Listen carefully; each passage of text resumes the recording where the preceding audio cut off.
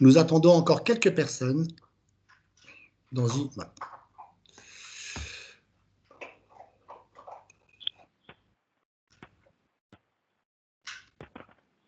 Eh bien, écoutez, Gilles, je crois qu'on va pouvoir démarrer, parce que l'enregistrement a Oui. démarré. Bon, tout d'abord, je tenais à remercier pour cette collaboration l'UPEC, notre grand partenaire au niveau de la Cité des métiers. Je rappelle que nous sommes dans le cadre d'une semaine liée à l'énergie au sein, pardonnez-moi, la caméra, ce sera mieux. Nous sommes donc sur une semaine liée à l'énergie sur la Cité des métiers avec nos partenaires, et qu'à ce titre-là, nous sommes donc sur une présentation qui est enregistrée. Pour les personnes qui ne souhaitent pas voir apparaître leur nom, je l'ai mis dans la conversation, à savoir, ils peuvent utiliser un pseudo ou leur initiale, ou voir leur prénom. Et je les invite, a fortiori, à couper leur caméra, s'il vous plaît. Voilà. Je vous laisse dès à présent la parole, Gilles et Myriam. Ouais, Merci. merci. Merci. Donc, merci à vous déjà de m'avoir invité en tant que, alors, représentant, c'est un grand mot de l'UPEC, hein, parce que je n'ai certainement pas une vision aussi globale et complète que pourraient avoir sans doute d'autres personnes. Par contre, donc, je suis effectivement placé de par ma thématique d'activité sur l'énergie. Donc, c'est à ce titre que je vais donc vous faire une présentation. J'ai préparé un PowerPoint. Alors, le démarrage s'est pas bien passé. Est-ce que vous voyez quelque chose? Oui, oui, Gilles. Oui. Vous voyez le PowerPoint, vous? Impeccable, oui. Comme la visiothèse de ce matin, c'est impeccable. Oui, tout va bien. Le seul qui ne voit pas, c'est moi, donc. Oui, parce que vous êtes en mode caméra, si je peux me permettre. Retirez votre caméra, vous l'aurez. Ok, merci. De rien, Gilles. C'est normal. Alors, est-ce que je vois? Non, je ne vois pas plus. Hein. Toujours pas plus. Bah, non, pas plus. Je vais retirer le partage et recommencer. Allez-y. Ah, je recommence le partage.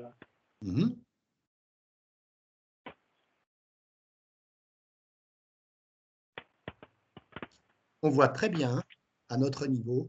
Après, vous pourrez savoir. Nous, on voit très bien, Gilles. Ça change de... Oui, ça change de slide, si c'est la question. Oui. D'accord. Ok, ouais. c'est ça la question. Merci oui. pour la... Merci de rien. De rien. C'est beaucoup de choses. En revanche, voilà.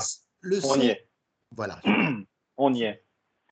Donc voilà, donc je vais essayer de vous parler un petit peu de la thématique de l'énergie telle qu'elle est prise en compte à l'UPEC, donc l'Université Paris-Est Créteil, hein, qui est donc installée sur plusieurs sites. Hein. Le site principal est à Créteil, à côté entre la cathédrale, la préfecture et la grande mosquée, pour situer un petit peu, hein, donc là où il y a les grandes tours artichauts ou chou-fleurs comme on veut, avec des dépendances et des annexes un petit peu partout sur le département. Alors, donc moi je m'appelle Gilles Lefebvre, je suis professeur donc à l'UPEC, je suis chercheur dans un laboratoire qui s'appelle le CERTES, Centre d'enseignement d'études et de recherche en thermique, environnement et système. J'enseigne principalement, mais pas uniquement, à l'IUT de Créteil-Vitry, puisque l'UPEC a deux IUT, l'IUT de Créteil-Vitry et l'IUT de Sénart-Fontainebleau. Je suis aussi directeur adjoint donc, de ce laboratoire de recherche, le CERTES.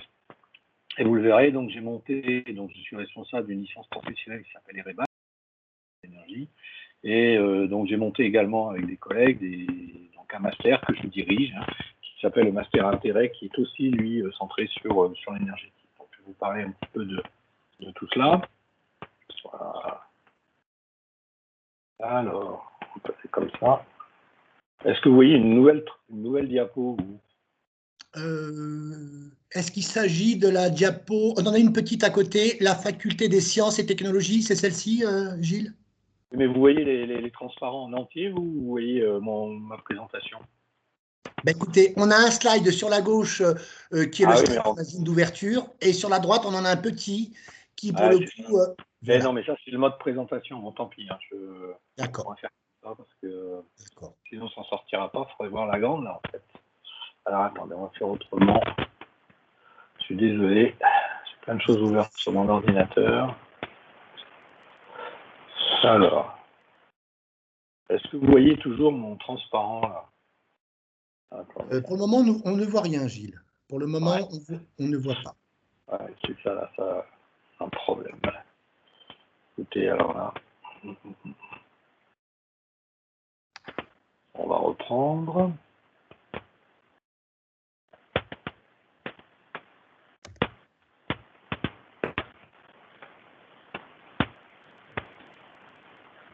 Ah, moi, je vois rien. Dramatique. Bon, je vais refaire le partage. Hein. Oui. Donc, partage, se former à l'UPEC.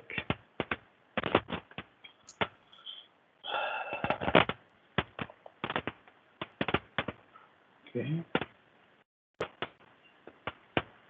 Donc là, on voit que c'est le slide 1. Si je me réfère sur le Ouais. bandeau de droite, c'est le slide 1. Là, on est sur le 2. Voilà. Ok, bon, bah, écoutez, on va faire comme ça. On va essayer Voilà. de. Ça marche là. Peut-être pas aussi beau que ce que ça devrait être, mais Ça on va fonctionne. faire comme ça. Voilà. Oui, au moins ça fonctionne. Oui. Voilà. Donc alors, je vais vous parler un petit peu des composantes de formation qui portent différentes formations justement liées à l'énergie. Vous parlez de quelques formations et vous en détaillez deux que je connais le mieux, puisque c'est moi qui ai piloté la création de ces formations. Je vous parlerai des laboratoires de recherche, parce que c'est important. À l'université, effectivement, on est sur des formations scientifiques, donc toutes les formations sont liées à des activités de recherche, des laboratoires, des personnes qui à la fois sont enseignants mais à la fois chercheurs.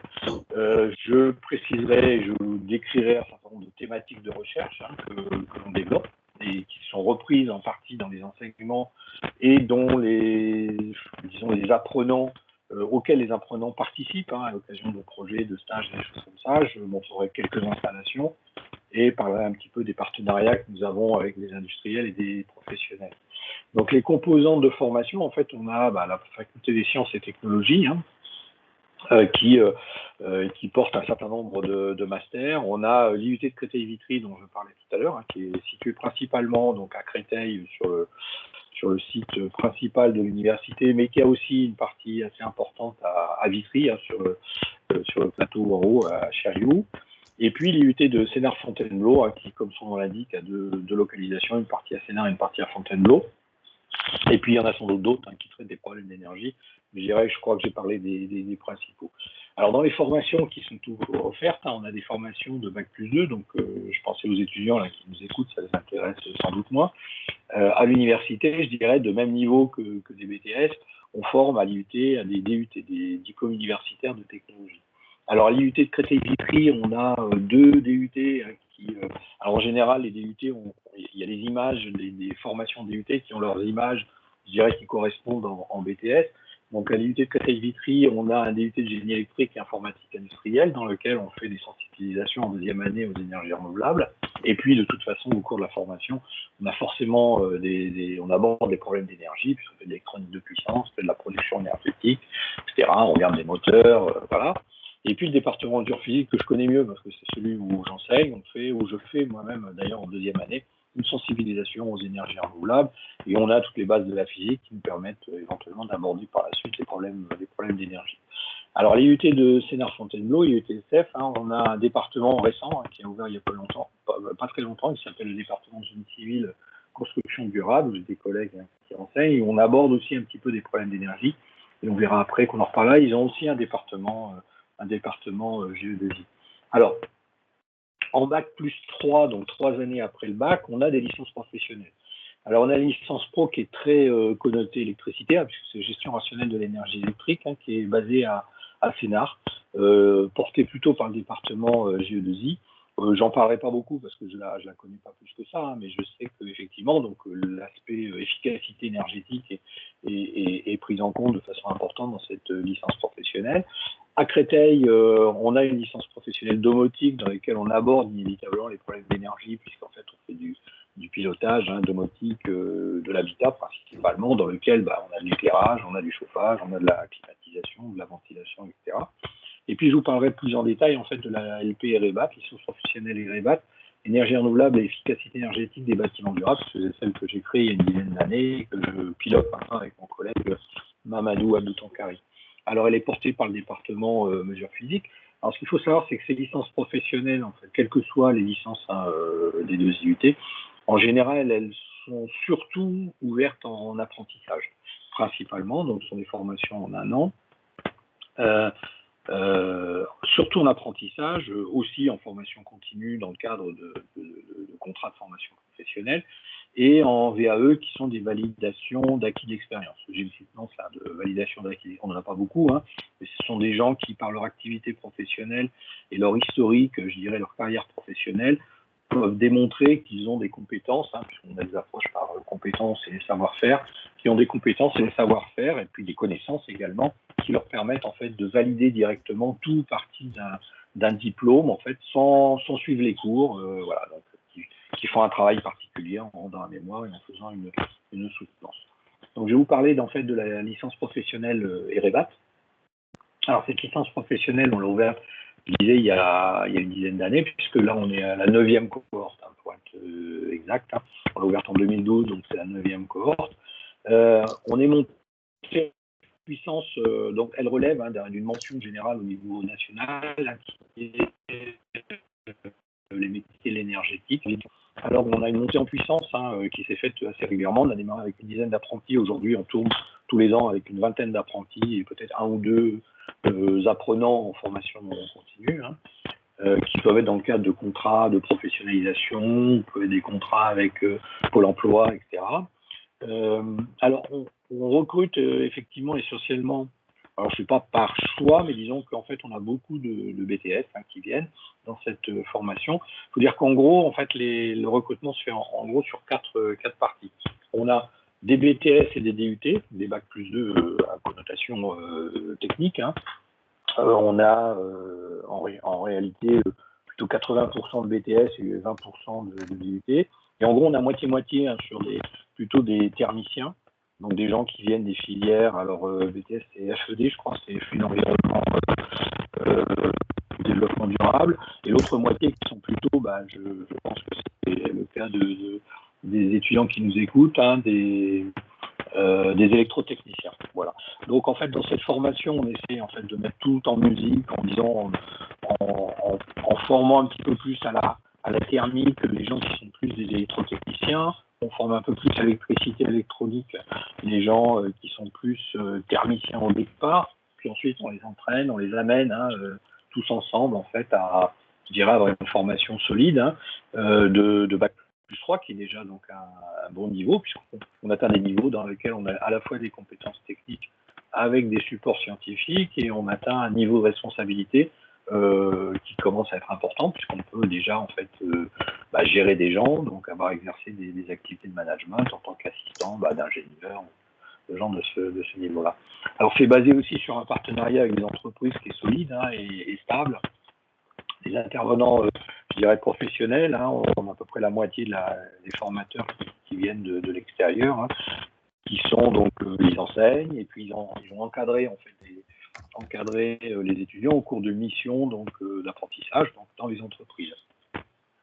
Alors, la formation en licence professionnelle, c'est une formation qui est basée sur 600 heures hein, de présentiel en présentiel entre guillemets, hein, parce que les circonstances sont un peu particulières, mais disons de face à face normalement avec des formateurs qui sont soit des enseignants-chercheurs de l'université, soit des intervenants professionnels qui ont une spécialité que nous n'avons pas, dans laquelle il y a 450 heures, je dirais, de cours, entre guillemets, et 150 heures de projet.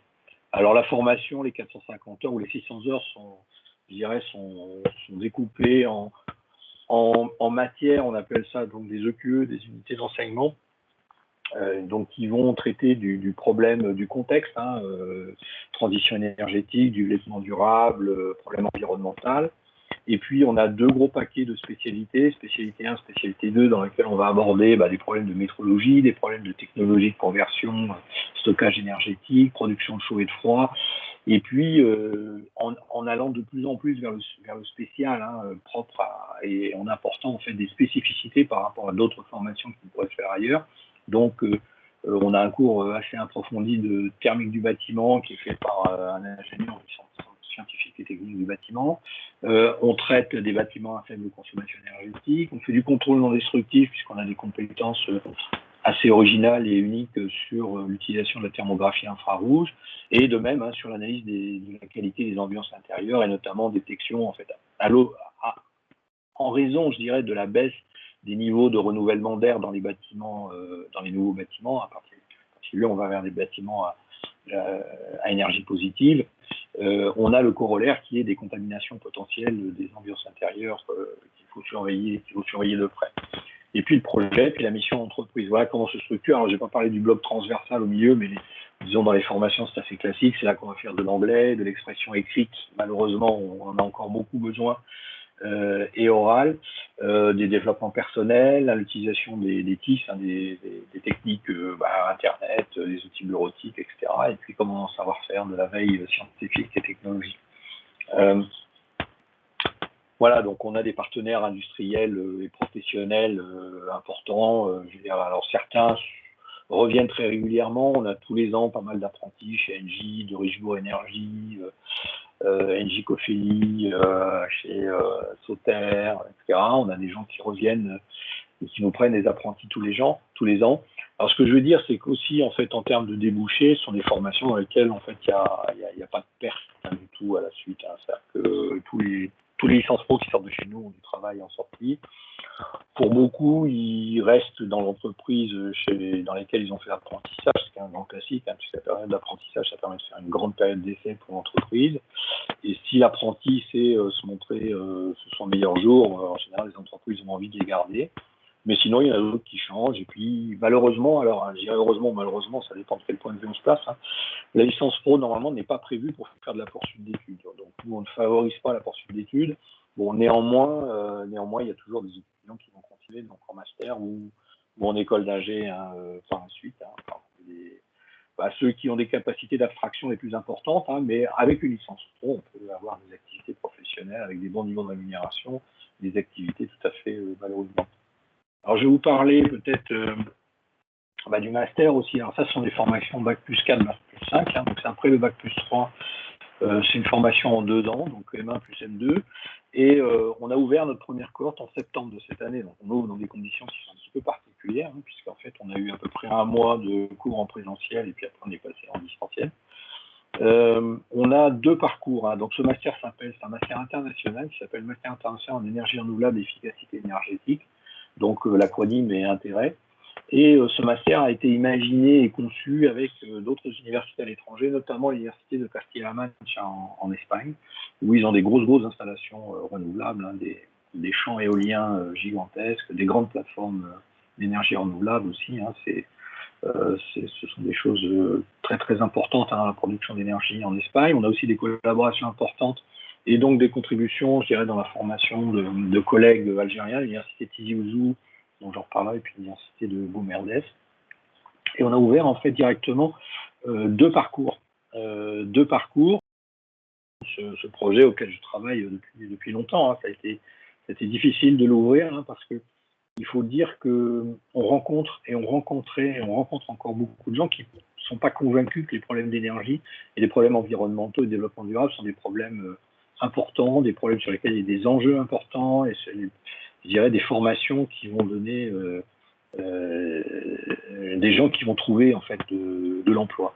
Alors c'est quand même assez étonnant parce que ça me paraît tellement évident que c'est vraiment une des problématiques, je dirais, très importantes. Donc là, effectivement, on parle beaucoup des problématiques de santé, mais elles sont liées à des problèmes d'environnement et je veux dire, le problème énergétique, et c'est comme les ressources en eau, hein, c'est indispensable et c'est un problème planétaire. Hein, donc, il faut qu'on ait une vision là-dessus qui soit très large et très évolutive. J'ai peut-être oublié à la fin, je fais un petit peu un aparté hein, sur ce que je suis en train de raconter, parce que je risque d'oublier à la fin, sur ces 2 formations dont je vous parle plus en détail. En fait, on fait à la fois donc, de la science, on fait de la technique, et on essaye de donner aussi, comme ce sont des domaines sur lesquels il y a énormément de recherche et développement, et il risque d'y avoir ce qu'on appelle dans les années à venir des ruptures technologiques et scientifiques, c'est-à-dire des choses qu'on va imaginer et qu'on ne peut pas, enfin des choses qu'on va trouver ou qui vont intervenir ou qui vont se mettre en pratique et qu'on n'imagine pas aujourd'hui. Imaginons dans 2-3 ans, on trouve une idée géniale pour résoudre le problème des batteries sur les véhicules électriques et qu'on arrive à mettre dans un dé à coudre l'équivalent, je dirais, de 1000 km de circulation en véhicule électrique. Ça, c'est une rupture technologique. Ça va changer et ça changerait complètement, je dirais, la façon d'envisager le développement du véhicule électrique. Alors, on prépare nos étudiants et nos apprenants, on les prépare justement à ces ruptures en leur donnant aussi un cadre. C'est-à-dire que c'est pas une formation hyper spécialisée parce que ça leur donne, on essaie de leur donner les moyens de s'auto-former ensuite et de s'adapter en fait aux nouvelles technologies qui risquent de survenir, aux nouvelles méthodologies, aux nouveaux domaines qui risquent de survenir dans les années à venir. Je suis sûr que dans 10 ans, la façon de concevoir et de penser en fait les problématiques énergétiques, ce ne sera pas la même qu'aujourd'hui. Alors on a ouvert, en fait, je reviens au master, donc on a ouvert deux parcours dans la même formation qui sont un avec une sortie en ingénierie énergétique durable, c'est-à-dire qu'on sort à Bac+5 avec un master qui permet de candidater sur des postes d'ingénieur. Ce sont des Bac+5, donc on a l'équivalent d'un donc un master, c'est d'un niveau ingénieur. Et puis une autre sortie en médiation énergétique. Alors l'ingénierie énergétique, c'est très scientifique, technique, c'est du dimensionnement, de la conception, de la maintenance, de la gestion. Et la médiation énergétique, on donne un petit peu plus d'éléments pour pouvoir gérer les problèmes justement d'évolution, de rupture, etc. Alors ce parcours, l'idée nous est venue en fait de collaboration que l'on a avec Enedis, avec les problématiques qu'il y a sur le Linky. On aurait pu avoir la même chose avec Engie et le compteur intelligent Gaspard. En fait, on s'aperçoit que les modifications d'usage, alors chez les particuliers, chez les professionnels, etc., ne sont liées uniquement, ou pas, je pensais aussi à la 5G, par exemple, il ne suffit pas de dire scientifiquement et techniquement c'est bien pour vous, et pour que les gens en fait soient convaincus qu'il faille passer à ce genre de technologie ou de méthodologie. Donc en fait, alors je ne suis pas en train de dire que la 5G c'est bien ou que Linky c'est bien, c'est pas du tout mon propos. Ce que je veux dire, c'est qu'on a besoin de gens qui sachent avoir un discours, je dirais, objectif d'une part, étayé, argumenté, mais qui aussi sachent échanger, je dirais, et pas uniquement des nombres et des quantités. C'est-à-dire de ne pas dire, bah oui, bah voilà, c'est bien parce qu'en fait, ça nous fait gagner 5 kWh par mois, mais aussi essayer de comprendre pourquoi il y a éventuellement des résistances au changement. Parce que en fait, l'énergie, en fait, ça touche à plein de choses. C'est pas uniquement, ça a des liens énormes avec des problèmes sociétaux.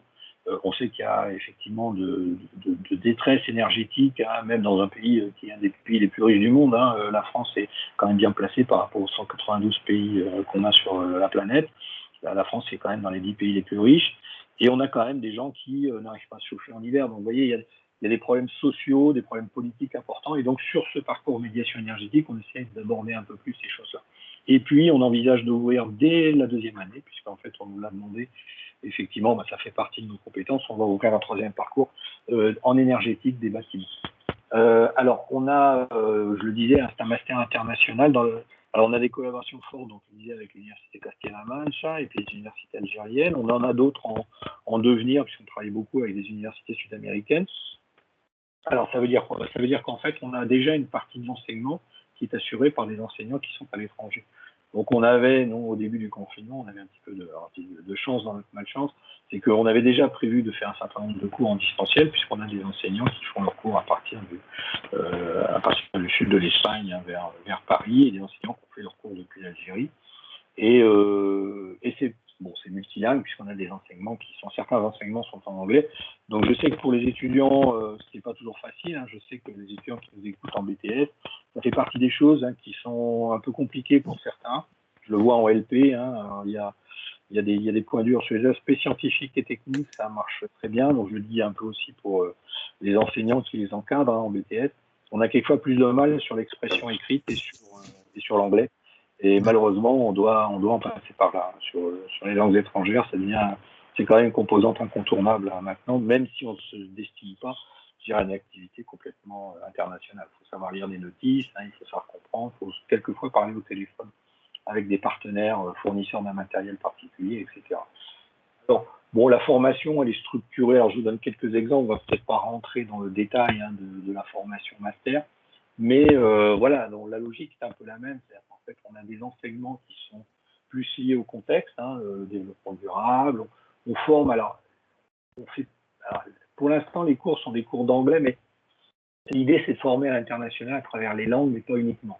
C'est-à-dire, en fait, de mettre en contact, en fait, et de former les étudiants et disons, les désinhiber dans la prise de contact et dans la relation à l'international. Alors, pour certains, par leur histoire, ont plus de facilité que d'autres, mais disons que c'est quelque chose qui est important pour nous. On a des outils, donc que ce soit des outils expérimentaux, métrologiques, mais des outils numériques, de façon à avoir les moyens, je dirais, d'aborder des problèmes scientifiques et techniques qui peuvent devenir vite complexes.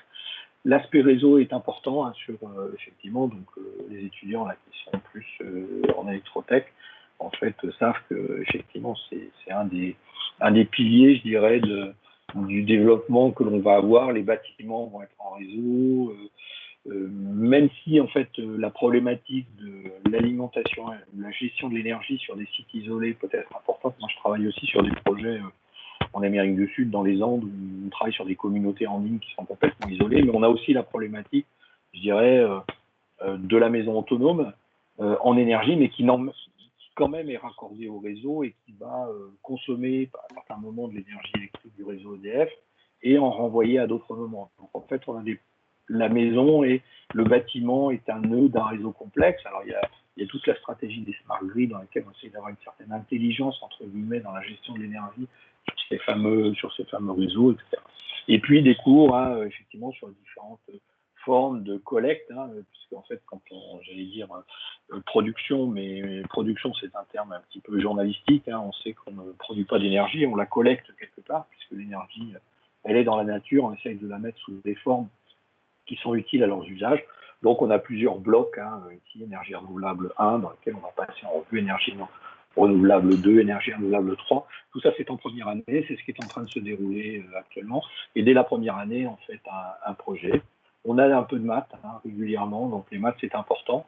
C'est pas parce que ça fait plaisir, c'est parce que c'est nécessaire à l'expression, je dirais, d'un certain nombre de concepts, des méthodes de calcul, et il faut comprendre. Il suffit pas d'être presse-bouton sur des outils tout faits, parce que sinon on est en train d'utiliser sans s'en rendre compte des outils de calcul dans lesquels il y a des hypothèses simplificatrices, il y a des biais, il y a des intentions.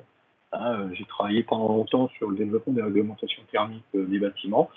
Dans les réglementations thermiques, ce sont des méthodes de calcul, mais il y a des intentions politiques à travers, et si on oriente en fait les choses dans certaines directions, il faut être capable d'analyser ça. Pour ne pas les subir, on peut les suivre, mais sans les subir. Ça, en étant conscient qu'effectivement, il y a des hypothèses, il y a des choix, il y a des simplifications qui sont faites. Et puis en deuxième année, c'est là qu'on commence à avoir.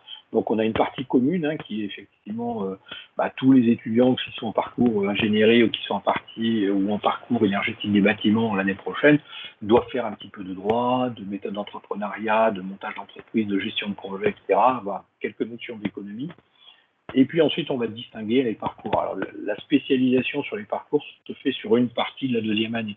Donc, il y a beaucoup de choses en commun. Toute la première année est commune aux différents parcours, plus le début de la deuxième année. Donc, la distinction, elle se fait sur les projets, elle se fait sur une partie des enseignements et elle se fait sur le gros projet de deuxième année. Donc, je passe au quatrième semestre. Donc, on est toujours au semestre 3, donc là, on a le parcours médiation, dans lequel on va aller sur des choses un petit peu plus, transition énergétique, acceptabilité sociétale. Et la distinction va se faire sur le deuxième gros projet, le stage en entreprise ou en laboratoire. Alors, les laboratoires qui sont concernés par ces formations, le laboratoire dans lequel je travaille, le CERTES, il y a d'autres laboratoires de recherche à l'UPEC, le LICI qui est plus particulièrement concerné par exemple par tout ce qui est capteurs, communication, réseau, etc. l'ICMPE qui est un laboratoire qui travaille sur les matériaux, la biochimie, les matériaux innovants. Et ils ont une activité par exemple sur le stockage de l'électricité dans les sous forme en fait d'hydrogène avec des hydrures. Donc c'est de la physique fine, ils ne sont pas au niveau de la technologie. Et le LISA, qui est un laboratoire qui travaille sur tout ce qui est polluants, contamination de l'atmosphère, etc. Et qui a une activité aussi sur le vieillissement des panneaux photovoltaïques dû par exemple à l'abrasion par les particules en suspension dans l'atmosphère. Alors, le laboratoire CERTES, pour rentrer un tout petit peu plus dans le détail, pour illustrer un peu, donc on travaille sur l'énergie, la qualité des ambiances intérieures et le bâti. Et donc, on développe des techniques métrologiques qui sont adaptées, des choses innovantes. On a une grosse compétence en thermographie infrarouge. On travaille sur le développement et la caractérisation de nouveaux matériaux, des matériaux composites qui sont des éco-matériaux, qui sont donc renforcés à base de fibres, ou des matériaux qui vont contenir des matériaux MCP, matériaux à changement de phase, qui permettent de stocker de l'énergie sous forme d'enthalpie de changement de phase. Ce sont des acides gras ou alors des cires, hein, des paraffines, des choses comme ça. On travaille sur l'optimisation de systèmes énergétiques hybrides dans lequel on couple des panneaux photovoltaïques, des éoliennes, hein, des groupes électrogènes, on met des batteries et on travaille soit sur des sites raccordés en réseau, soit sur des sites autonomes, et on a des applications en Afrique subsaharienne, en Afrique du Nord, en Amérique du Sud, hein, en termes de recherche. Et on travaille sur la qualité des ambiances intérieures, c'est-à-dire caractériser les sources, les transferts des aérocontaminants. On a notamment une activité sur les aérosols, hein, qui est tout à fait d'actualité. La directrice du laboratoire qui est responsable de cette activité est d'ailleurs consultée, hein, dans le cadre des conseils au gouvernement pour l'actuelle pandémie, le transport, en fait, des transports du virus dans les petites gouttes d'aérosols. Voilà. Alors, juste pour illustrer, hein, quelques images, parce que c'est très textuel ce que je vous ai montré, pour illustrer un petit peu. Hein, donc, la thermographie infrarouge, c'est pour essayer de voir et de quantifier les fuites thermiques, hein, dans les bâtiments.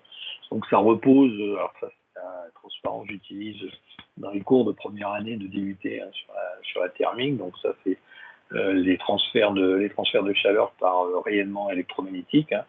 Et donc, effectivement, on utilise le rayonnement électromagnétique dans la bande de l'infrarouge, hein, celui-ci, pour pouvoir faire de l'imagerie.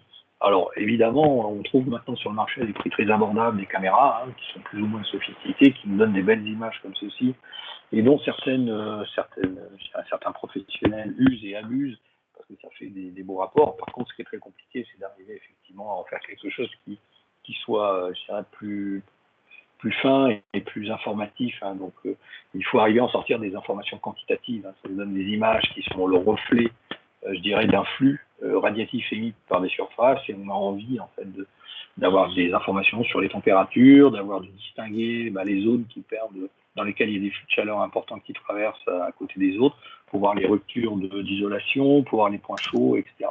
Donc là, je ne vais pas rentrer dans le détail, de toute façon, comme la présentation est enregistrée, vous pourrez toujours les relire tranquillement et vous pourrez poser des questions si vraiment ça vous intéresse. Tout à fait. Et puis dans le laboratoire, on a aussi les activités, donc ici, c'est les transports des aérocontaminants. Par exemple, on travaille sur, vous savez, des machines à tousser pour voir un peu comment se produisent les émissions, hein, de particules aéropharyngées. On regarde un petit peu. Alors ici, ce sont des mannequins. On simule la présence de mannequins dans lesquels on va injecter, en fait, des contaminants dans une salle de classe pour voir comment ça se dépose, comment ça ressurgit. Ici, on a un tunnel avant dans lequel on fait circuler. Alors, ce sont à la fois, en fait, des installations recherche, mais ce sont aussi des installations sur lesquelles on fait manipuler les étudiants, hein, soit dans le cours de stage, soit au cours de certains TP. Et puis sur les matériaux, de la même façon, on va essayer de trouver de nouveaux matériaux, hein, qui ont un moindre impact environnemental, donc qui sont des matériaux bas carbone dans la production, dans l'utilisation, qui mobilisent peu d'énergie grise, hein, celle qui est nécessaire en fait à leur fabrication. Donc par exemple en France on construit beaucoup avec le béton, on a quand même Lafarge, hein, qui est un gros producteur de béton, et le béton c'est quelque chose qui est extrêmement coûteux en énergie. Pour produire du béton, il faut des fours, et donc quand on voit un bâtiment ou quelque chose qui est construit en béton, en fait, indirectement, même si le bâtiment est bien isolé, après on a un bâtiment qui est très bien fait en termes de fonctionnement, néanmoins au départ il a fallu beaucoup d'énergie pour le construire. Et alors, on travaille un peu sur des nanomatériaux, des matériaux intelligents, des matériaux stockeurs d'énergie thermique, et puis des matériaux plus écologiques, biosourcés. On renforce des matériaux, par exemple, avec des fibres de feuilles de palme, des choses comme ça. Voilà.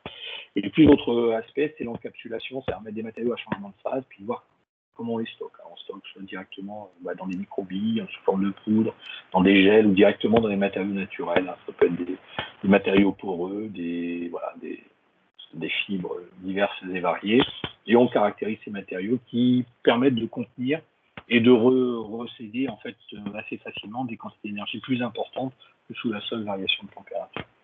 Alors sur les systèmes plus à vecteur électrique, en fait, des activités diverses sur la caractérisation des composants. Donc on travaille par exemple sur le vieillissement des panneaux photovoltaïques, hein, donc dû à différentes choses, hein, à l'utilisation, l'abrasion de la vitre protectrice, travaille par exemple sur la caractérisation du vieillissement des batteries et des supercondensateurs, qui sont des systèmes de stockage à haute fréquence, beaucoup plus que les batteries d'énergie électrique. Donc on essaie de développer des modèles de vieillissement, et puis on analyse aussi des problèmes complexes, le couplage, une éolienne, c'est petit, éolienne, panneaux photovoltaïques,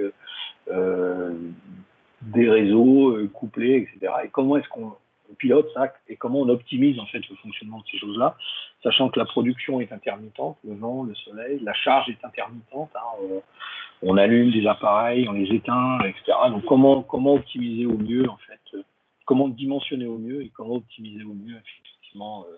Bon là on va avoir aussi, c'est mentionné ici, donc un apport qui va perturber beaucoup de choses, qui va être en fait la recharge des véhicules électriques. Donc ça amène à la fois des besoins en puissance importante sur des périodes courtes, et d'autre part peut-être aussi des gens réfléchissent à l'utilisation de capacités de stockage des véhicules. Parce que quand les véhicules sont raccordés au réseau de charge, on peut aussi éventuellement peut-être les utiliser comme stockage intermittent. Donc quelques illustrations sur les installations qui sont utilisées en enseignement et en recherche à chaque fois sur les formations dont je vous ai parlé. Donc, voilà, merci. Merci Gilles pour cette belle présentation. Y a-t-il d'ores et déjà des questions peut-être pour cette première partie de cette visio?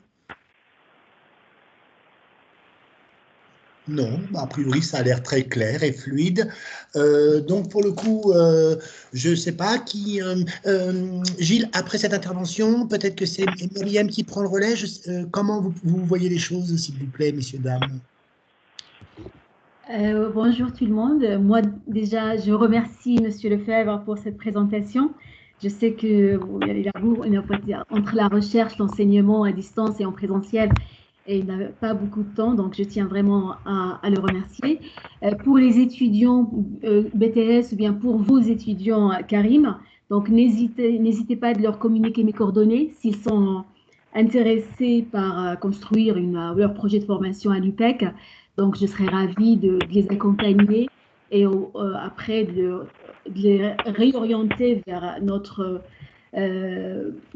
soit notre l'IUT Sénart Fontainebleau ou bien Créteil-Vitry pour la formation qu'ils choisissent. D'accord. Merci Myriam pour cette précision, sachant pour le coup, pour les personnes intéressées qui souhaitent rentrer en relation avec Myriam El Achab, je vous propose, j'ai mis mon adresse mail sur le chat là, au niveau écrit, donc revenez vers moi par mail et je ferai le lien avec plaisir. Je vous laisse la parole Myriam. Non, c'est bon, pour moi, je n'ai pas d'autre chose à rajouter. Si vous D'accord. avez des questions, voilà, je suis là. D'accord. Alors, y a-t-il des questions dans la salle, entre guillemets? Y a-t-il des questions, s'il vous plaît?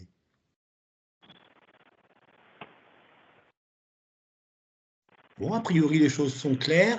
Pascal, au sein de votre groupe, il y avait une question que j'ai vue passer. Je me permets de la poser. Mettez-vous les candidats à la formation en relation avec les entreprises? C'était une question de votre groupe, Pascal. Oui, tout à fait, oui. Alors, une problématique, la recherche de l'entreprise pour faire de l'apprentissage. Je pense que c'est ça qui, oui, tout à fait, ouais. qui inquiète en fait les étudiants.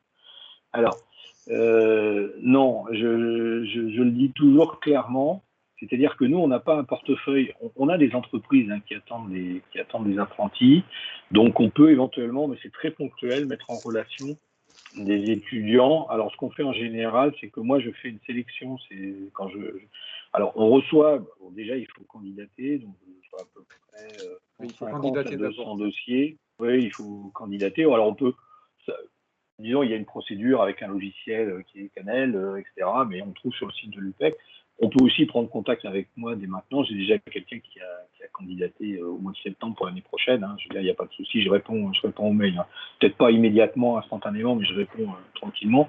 On peut m'envoyer des dossiers comme ça. Disons que, alors, je fais une réponse complète parce que je pense que c'est pas uniquement la réponse, ça serait non, on ne met pas en relation. Point. Mais j'essaye d'expliquer pourquoi, parce que je pense que c'est intéressant pour les étudiants en BTS de comprendre pourquoi. Alors, on a quelques entreprises. Donc, moi, ce que je fais, c'est que quand j'ai des dossiers, je sélectionne les dossiers qui me semblent les plus adaptés et je les envoie à l'entreprise parce que c'est une sélection à plusieurs étages. Nous, on regarde le dossier, je dirais, académique, et en même temps, l'entreprise va regarder aussi le profil, etc., si la personne est adaptée, dans quelle région elle se trouve, si elle est facile de transport, etc. Et puis, moi, je fais des entretiens individuels systématiquement avec tous les candidats, je dirais sur 150 ou 200 ou 300 dossiers, je dirais 99% des dossiers donnent lieu à un entretien individuel. C'est seulement après, en fait, que au cours de l'entretien individuel, si je vois que quelqu'un n'est pas du tout adapté, je dirais à la formation, je vais essayer de le dire de façon la plus courtoise et aimable possible, même si quelquefois c'est pas toujours très bien vécu. Et pourquoi en fait, alors déjà on n'en aurait pas pour tout le monde, et puis d'autre part en fait, il faut aussi que les étudiants se mettent dans une logique qui est une logique en fait de se mettre en contact avec des entreprises. Donc je sais que c'est difficile, mais en fait on y arrive. Donc les étudiants y arrivent, alors on les aide, on leur donne un petit peu des pistes. Moi, je leur explique un peu le type d'entreprise auquel ils doivent candidater. Donc c'est un peu comme une recherche d'emploi. Et en fait, on y arrive. C'est-à-dire que tous les ans, on a 20, 25 apprentis qui ont trouvé des entreprises. Alors, on explique un peu le type d'entreprise qui prennent des apprentis. Alors, il faut dire que depuis l'année dernière, c'est un peu plus simple. Et puis cette année, avec les aides du gouvernement, c'est encore plus simple. Parce qu'il y a vraiment beaucoup d'entreprises qui prennent des apprentis. Les financements sont quand même très avantageux. Alors moi, j'ai un collègue chef d'entreprise et ami qui me dit oui, bon, le financement, ça fait pas tout parce qu'en entreprise, on passe du temps quand même à former les gens. Et c'est vrai, mais quand même, ça facilite beaucoup les choses. C'est-à-dire que là, l'apprenti, il coûte presque zéro en termes d'argent à l'entreprise. Avant, il y avait les charges sociales qui étaient prises en compte. Là, il y a des aides cette année, sans être reconduites l'année prochaine, même la rémunération. Alors, la rémunération, ceux qui font déjà de l'apprentissage, ils savent, c'est entre 50 et 100% du SMIC, suivant l'âge et l'ancienneté dans l'apprentissage. Mais non, on n'a pas d'entreprise qui vous attendent les bras ouverts et qui n'attendait plus de vous pour faire de l'apprentissage. Ça ne marche pas comme ça. Désolé. Ok, merci. Merci de votre réponse. Je pense que tout le monde a compris. Pardon, Pascal. Allez-y, Pascal. J'avais une autre question, Karim. Je peux l'exprimer par oralement Bien sûr, là, on est sur un temps d'échange à bâton rompu. Bien sûr, Pascal. Ok.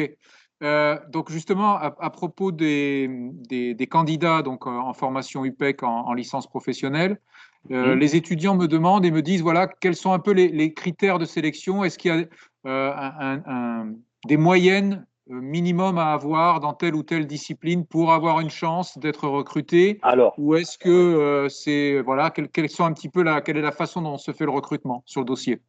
Alors, moi, je parle que pour ma LP. Pour les autres LP, je ne sais pas comment ils font. D'accord? Par contre, moi, je sais que je suis ouvert à des dossiers très variés. Par contre, on regarde quelqu'un qui va avoir redoublé 2 fois sa première année de BTS, 2 fois sa deuxième année de BTS. Alors, on ne va pas dire qu'on ne veut pas le prendre parce qu'on ne dit pas et on ne pense pas et on ne pense jamais que les gens sont mauvais, c'est pas ça. Mais c'est qu'en fait, c'est un peu contre-productif. C'est-à-dire d'essayer de faire une ELP après avoir fait 4 ans déjà pour un BTS, par exemple. Il vaut mieux peut-être avoir une expérience professionnelle, quitte à revenir après, professionnelle pour poursuivre, si jamais c'est ça. Donc ça, c'est le premier élément. On cherche des dossiers, alors ce n'est pas forcément des dossiers en ligne droite, on recrute des dossiers un peu atypiques, des gens qui ont peut-être fait autre chose avant ou qui ont fait des choses de façon différente. Au niveau des notes, alors c'est vrai que si on a quelqu'un qui a que des 3 et de 2, bon déjà il n'aura pas son BTS, j'imagine. Donc à partir de déjà, la personne a eu le BTS. Oui. Donc si la personne a eu son BTS et a des notes, je dirais à peu près correctes. Alors on fait très très attention par contre aux commentaires ça je le dis aussi pour vous, chers collègues, on fait très attention en fait aux commentaires des enseignants sur les bulletins de notes. D'accord. C'est pour ça que les bulletins trimestriels, le comportemental est très important. Quelqu'un qui a des notes moyennes, mais sur lequel on a mis, oui, c'est un étudiant sérieux ou c'est une étudiante sérieuse, il se donne du mal, il s'accroche, oui, voilà. Par contre, quelqu'un, oui, bon, attendez, il a passé plus de temps sur son téléphone portable, ça c'est ouais.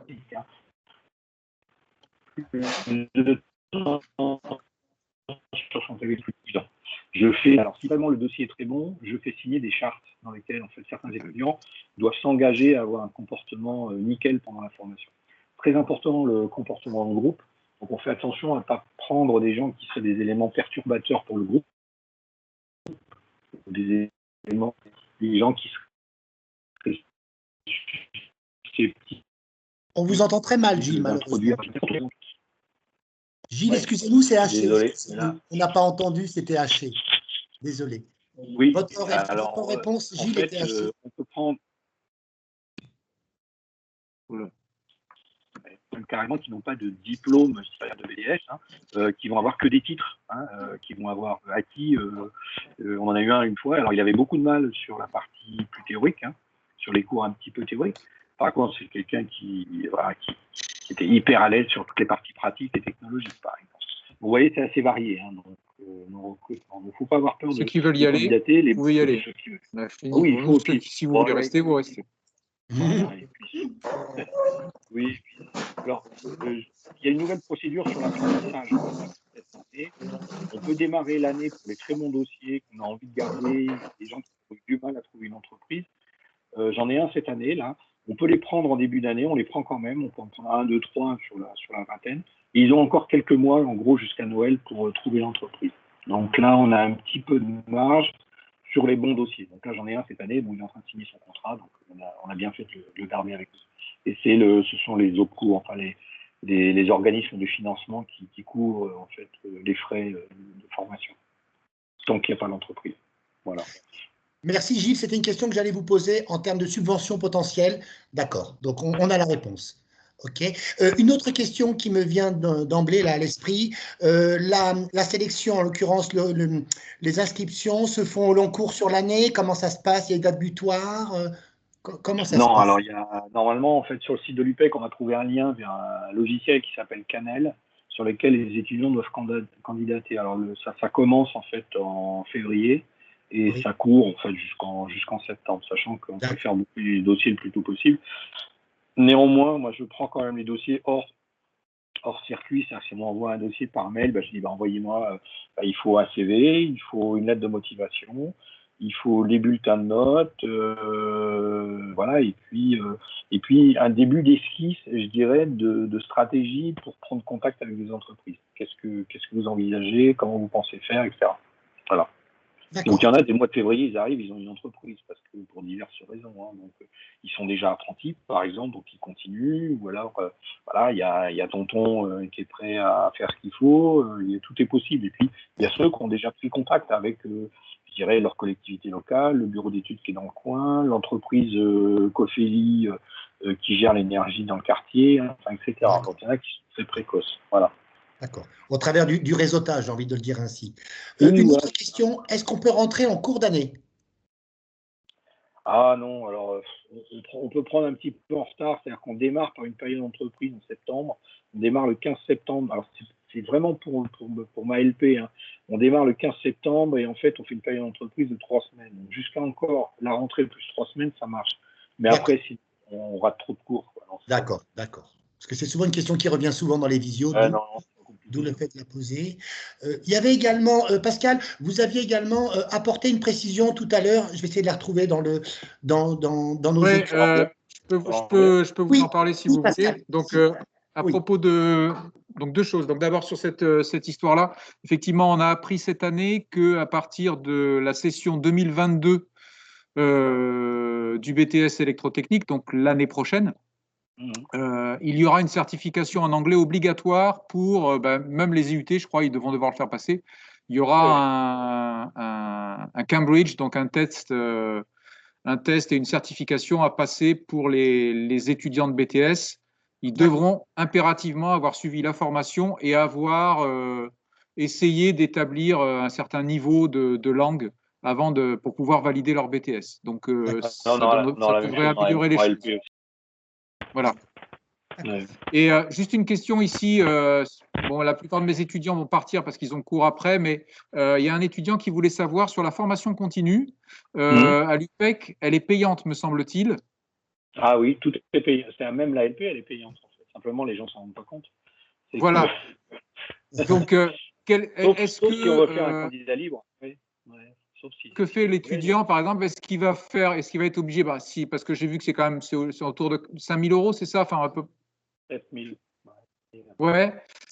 Donc, il fait quoi? Quand ils sont en alternance, c'est l'entreprise qui, j'imagine, peut-être les aide à payer leur formation. Alors, c'était comme ça avant, mais c'est plus comme ça, parce qu'il y a eu une réforme de l'apprentissage il y a 2 ans, il y a 1 an ou 2. Donc là, maintenant, c'est les OPCO, c'est les organismes, je dirais, par branche qui payent ça, grâce aux cotisations que les entreprises reversent. Avant, les entreprises payaient directement, mais c'est plus le cas. De ce que j'en ai compris, parce que c'est vraiment pas ma spécialité. Et par contre, pour la formation, continue, c'est l'étudiant qui se débrouille. Donc là, il faut qu'il fasse quoi? Il faut qu'il fasse un prêt bancaire? Ouais, alors ça, on n'a jamais eu, et franchement, moi, ça m'embêterait d'entraîner un étudiant là-dedans, mais les seuls qu'on ait eu comme ça, c'est des gens qui se sont fait en partie financer sur leur... comment ça s'appelle? Alors, je ne suis pas spécialiste de ça, mais à Pôle emploi, ils ont alors, il y a les crédits formation, là, avec les points. Il y a les crédits formation, ouais, les crédits formation. De professionnalisation, oui, exactement. Voilà, oui. Sur un contrat de professionnalisation, d'accord. Absolument. Mais de toute façon, vous avez plutôt eu effectivement donc des candidats qui sont en alternance avec donc une rémunération qui est faite par les cotisations versées par les entreprises. D'accord. Alors, pour des questions, pardon Pascal, pour des questions de cette nature, je vous invite, au niveau de la Cité des métiers, nous avons des conseillers sur la partie justement formation disponible. Il suffit de nous appeler sur le portable, je vais l'afficher, je vais le mettre sur l'écrit, il suffit de nous appeler et on peut établir pour les personnes des rendez-vous individuels téléphoniques avec des conseillers spécialisés en formation et en montage a fortiori, en montage en termes de subvention. Voilà, je vais le mettre sur le numéro portable de service, c'est normal. Je le mets d'emblée et de rien. Et pour le coup, ils peuvent prendre rendez-vous. Ce seront des rendez-vous individuels téléphoniques. Voilà. Karim? Oui, Myriam. Oui. Je me permets de compléter. En fait, depuis cette année, depuis janvier 2020, l'UPEC, aujourd'hui, on a notre propre CFA. Donc, on a un service dédié pour ça, pour accompagner nos apprentis. Pour construire leur projet de financement. Donc, pour les étudiants qui souhaitent intégrer le master de M. Lefebvre ou bien la licence pro, effectivement, la formation est financée par l'OPCO. Et en plus de cela, il y a une aide de 8 000 € pour l'employeur. Pour la formation continue, donc pour moi, voilà, je ne sais pas, parce que c'est compliqué aujourd'hui de trouver la différence entre formation continue et initiale. Pour la formation continue, c'est dans le cadre d'une reprise d'études. Ça veut dire que la personne, il est salarié ou bien il est demandeur d'emploi, il souhaite reprendre ses études. Donc là, il y a plusieurs dispositifs de financement. Donc, moi, ce que je propose aux étudiants de Pascal ou bien de M. Martos, c'est quand ils souhaitent intégrer le master ou bien la licence, ils ont en fait, Karim, il a mes coordonnées, ils m'ont vraiment envoyé un petit mail et moi, je les accompagne. Et en plus de cela, depuis l'année dernière, effectivement, dans le cadre de, par exemple, on a une composante l'AEI, j'ai accompagné les apprentis pour trouver aussi une entreprise d'accueil. Voilà, c'est pas pour contredire Monsieur Lefebvre, c'est juste pour leur dire qu'on a quand même, on a des partenaires, on a 2000 partenaires d'entreprises qui nous accompagnent pour prendre, parce que quand même, on a des enseignants de qualité, des enseignements de qualité, donc nos partenaires, ils nous font confiance. Donc, si vous apprentis, Monsieur Martos, souhaite intégrer une licence pro, je ne peux pas garantir que c'est moi qui va leur trouver une entreprise, mais on peut les accompagner. On est l'intermédiaire entre nos partenaires et nos étudiants. Voilà. Je vais devoir vous quitter. J'avais une limite de 15 heures. Je ne sais pas s'il y a encore des questions qui me concernent plus directement. Très bien. Non, a priori, ici, plus de questions. C'était vraiment très bien. On a pu voir un peu ce qui est proposé. J'ai 2-3 étudiants qui semblaient être intéressés par la formation post-BTS. Donc, très bien. En ayant vos coordonnées et puis avec ce qu'a complété Myriam, franchement, c'est bien. Ils vont pouvoir essayer d'envisager la suite de façon beaucoup plus sereine. D'accord. Bah, écoutez, ça me fait plaisir. C'est parfait, merci. Merci beaucoup. Merci à vous. Le dernier préalable que je voulais aussi, enfin, pas préalable, pardonnez-moi, phrase de fin, concernant l'enregistrement de cette visio. Alors, nous allons nous retrouver en Cité des Métiers la semaine prochaine, en début de semaine, lundi précisément, et je vous ferai un retour, en l'occurrence aux participants, je ferai un retour sur le mode de transmission de cet enregistrement. Voilà. D'accord. Ok, Un retour. très bien. Merci. Merci à tous. D'accord. Et donc toutes les coordonnées des participants seront, enfin, les coordonnées nécessaires pour les étudiants seront transmises aussi. Oui, alors pour le coup, j'ai mis mon adresse mail, s'il vous plaît, Pascal, là, sur l'écrit, là, au niveau du chat en parallèle. Ouais. Donc, n'hésitez pas à revenir vers moi et moi, je transfère sans problème auprès de Myriam et de Gilles l'ensemble de vos demandes, avec plaisir. Ok. Voilà. Très bien. Ah, Gilles vous a mis. Super. Merci, Gilles. Gilles a déjà mis ses coordonnées, donc pour le coup, vous pouvez passer en direct auprès de lui. Merci au passage. Ça marche. Voilà. Allez, Gilles, bon après-midi. voilà. Merci. Allez, au revoir. Très bien. Merci beaucoup. Merci. Bonne fin de journée à tous. Merci à tous. Bonne fin de journée. Prenez soin de vous, messieurs, dames. Au revoir. Vous aussi. Merci. Au revoir. Au revoir.